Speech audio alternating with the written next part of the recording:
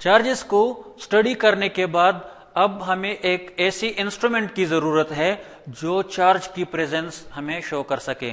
मसलन मैंने किसी बॉडी पर चार्ज प्रोड्यूस कर लिया है, अब मैं कैसे मालूम करूंगा कि इस बॉडी पर चार्ज मौजूद है, या मैं ये कैसे मालूम करूंगा कि इस बॉडी पर जो चार्ज है वो पॉजिटिव है या नेगेटिव है।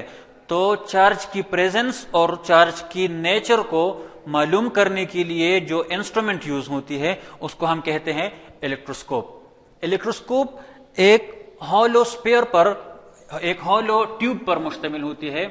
ये अगर एक ट्यूब है, यहां पर इसके साथ एक बॉल होती है जो कि मेटल से बनी हुई होती है, मेटालिक बॉल है ये, और यहां से एक रॉड नीचे की तरफ आई हुई होती है। ये यहां पर एक कर्व बनाती है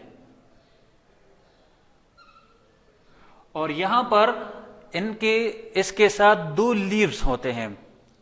ये एल्यूमिनियम फॉइल भी हो सकते हैं, गोल्ड लीव्स भी हो सकते हैं।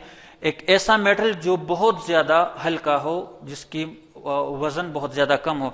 तो यहां पर दो लीव्स हैं।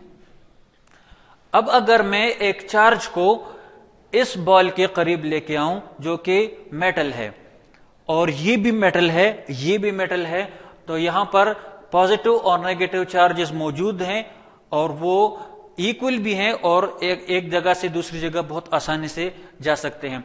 यहां पर मैंने एक अननोन चार्ज को मैं लेके आ रहा हूं। ये एक अननोन चार्ज है। चार्ज क्यू से रिप्रेजेंट होती है, कैपिटल या स्मॉलर क्यू से। तो ये चार्ज जब इसके करीब आ जाता है तो यहां पर इलेक्ट्रोस्टैटिक इंडक्शन अकर हो जाती है। इलेक्ट्रोस्टैटिक इंडक्शन हमने कहा कि चार्जेस की डिस्ट्रीब्यूशन को कहते हैं।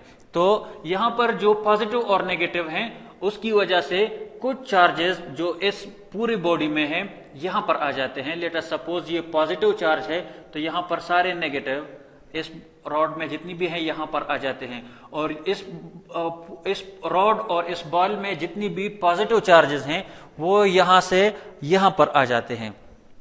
तो यहां पर पॉजिटिव चार्जेस आ गए हैं। अब इन लीव्स पर भी पॉजिटिव चार्जेस आ गए हैं।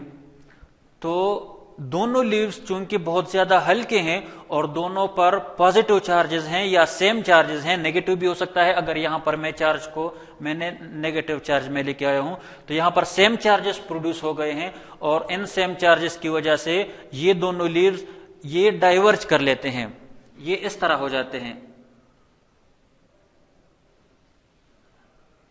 ये कितने डाइवर्ज होंगे? ये जो चार्ज हम यहां पर लेके आए हैं उनकी इंटेंसिटी पर या उनकी मैग्नीट्यूड पर ये मुनहसर है। अगर ये चार्ज स्ट्रांग है तो इन दोनों के दरमियान फासला ज्यादा होगा, डाइवर्जेंस ज्यादा होगी। अगर ये चार्ज जो हमने इस बॉल के करीब लेके आए हैं अगर ये वीकर चार्ज है तो यहां पर डाइवर्जन कम होगी, इन दोनों के दरमियान फासला कम होगा। ये तो हो गई चार्ज की प्रेजेंस। अब चार्ज का नेचर हम कैसे मालूम करेंगे कि यहां पर जो चार्ज है, ये जो चार्ज मैं लेके आया हूं ये पॉजिटिव है या नेगेटिव है? तो उसका तरीका भी इससे मिलता जुलता है। सबसे पहले हम एक ऐसा चार्ज इस बॉल के साथ टच करेंगे जो हमें मालूम हो। एक ऐसा चार्ज जो हमें मालूम है उसके जरिए हम ये इस इलेक्ट्रोस्कोप को पहले चार्ज करेंगे। तो चार्जिंग के प्रोसेस में हम एक नॉन चार्ज,